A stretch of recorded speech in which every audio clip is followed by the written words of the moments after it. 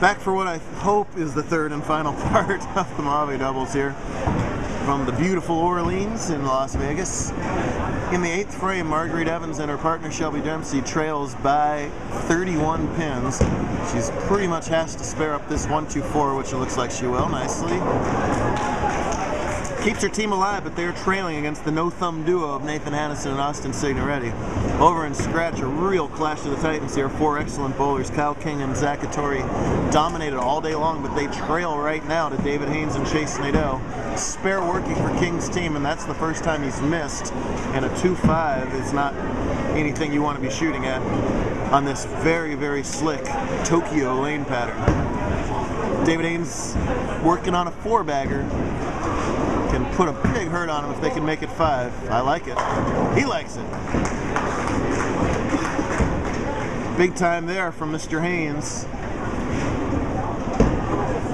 1 win for Chase so far. He'd like to make that number 2.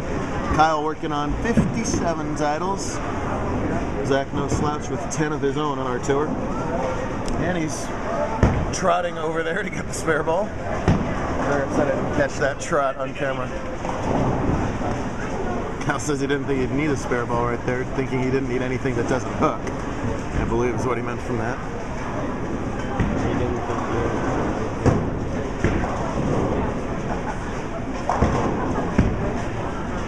hard and straight, good lesson right there. Nicely done on the spare, but they're going at a 203 pace and can max out for 223.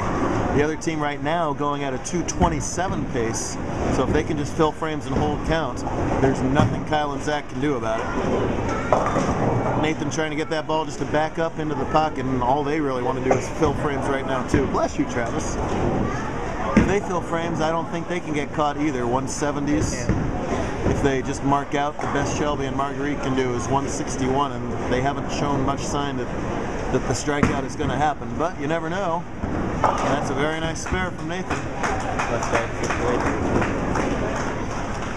Well, they got no strikes between them, but last week at Christown they saved their best for their 9th and 10th frames there.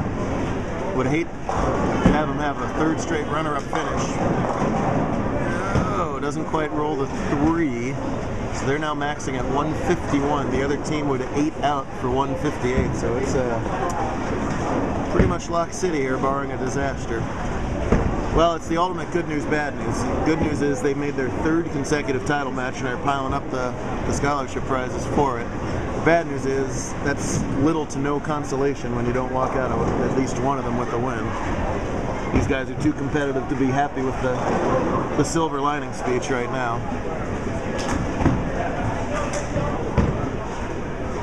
Double bad news for them. We're out of doubles tournaments, at least as far as our December doubles days events. 1 doubles in each conference in December. Oh, we still got main event doubles. If they'd like to try and team up and win that, that's 1,000 for first in main event. Back to Zach here. Close to mandatory strike time as well for him. got home. Boy, and for the 2nd straight time, the ball just can't lay off enough to trip the 4. And I know he feels like if he's a pinch faster lefter from there, he's going to leave a 2-pin combo.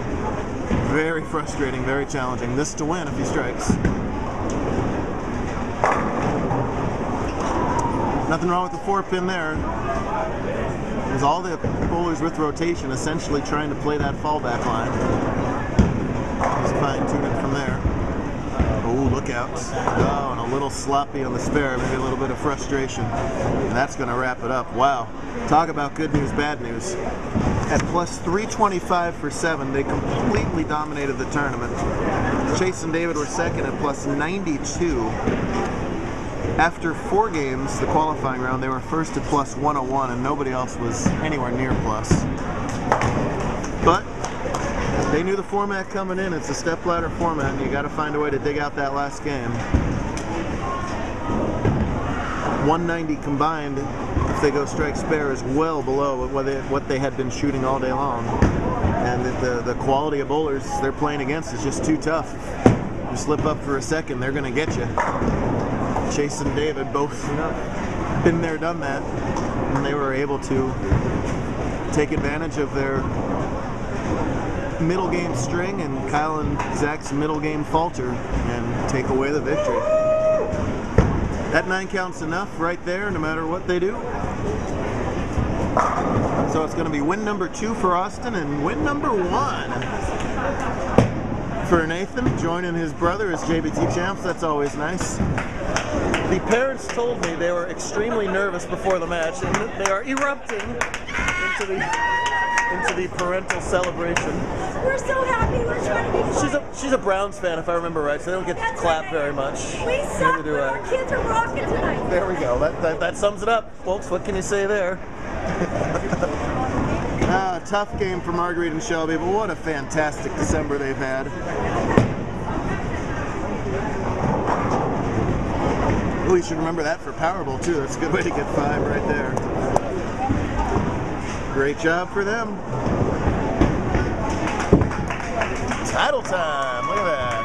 Not bipolar, but I'm by winning. What? Very nice line there. 10 from David, doesn't matter. So I know David's traveled the world for his bowling, won major tournaments in many different countries, but I know he was always disappointed that he lacked JBT titleist in his resume, so we can finally add that on there. We got a plaque person, anybody?